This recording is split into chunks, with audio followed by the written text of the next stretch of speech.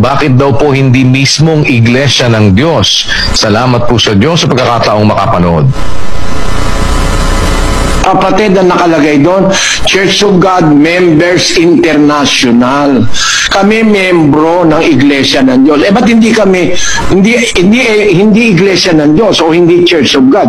Pagka nag-claim kami na kami Church of God, wala pa nga tayo sa mundo, may Church of God na eh.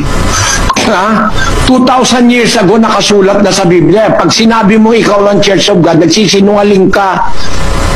Ang dapat mong sabihin ngayon sa panahon ito, miyembro ka.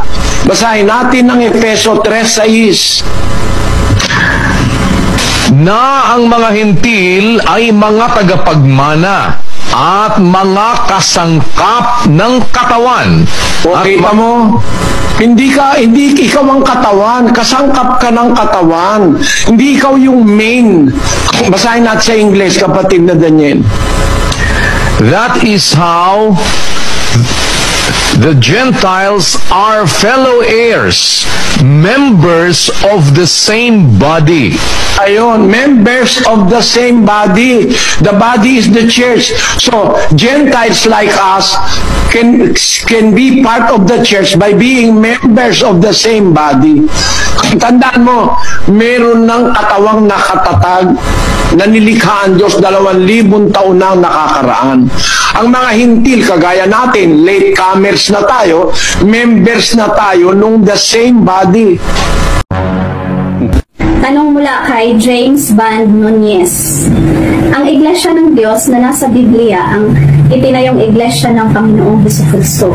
Walang iba.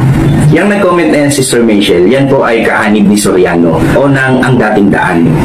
Kung magiging strict tayo, Sister Michelle, sa pangalan sa pangalan, hindi rin naman ho mababasa sa Bible yung kanilang pangalan. Kung hahanapin natin yung buong pangalan na yan, hindi mo yan mababasa sa Bible. Ibig sabihin, kung magiging strict lang tayo, hindi ho mababasa sa Bible yung pangalan ng iglesia na ipinangaral ni Soriano. Ikalawa, kung tunay yung pangalan ng iglesia na ipinapangaral nila, bakit kailangan magpalit-palit pa? Sapagkat ilang beses nang pinalitan yung pangalan na yan. At dati, hindi ho iglesia ng Diyos ang pangalan yan. Iglesia ni YHWH.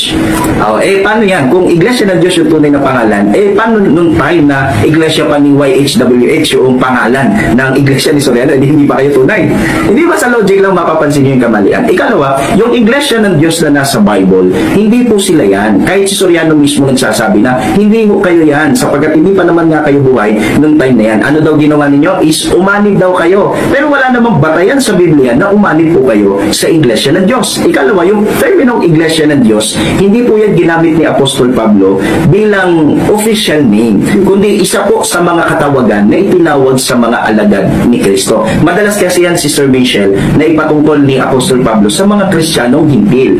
Bakit po? Sapagkat ang mga hintil, sa katutubo, ay walang tunay na Diyos. Kaya nung sumampalataya sila sa Ebanghelyo, tinanggap nila ang Panginoong Kristo, sila na wala sa tunay na Diyos, ay nasa tunay na Diyos na. Iglesia na sila ng Diyos. Ibig sabihin, hindi ho nagpapakilala si Apostol Pablo ng official name ng samahan, kundi nagpapakilala na ang mga Kristiyanong hintil nung sumampalataya sa Ebanghelyo na silang wala dati sa tunay na Diyos, sila ngayon ay sa Diyos na. Kaya hindi po natin pwedeng sabihin na tunay na yung iglesyang ipinapangaral ni Soriano dahil lang sa mababasa sa Biblia yung pangalang Iglesia ng Diyos. Hindi po sila yan, hindi po kailanman naging sila yan.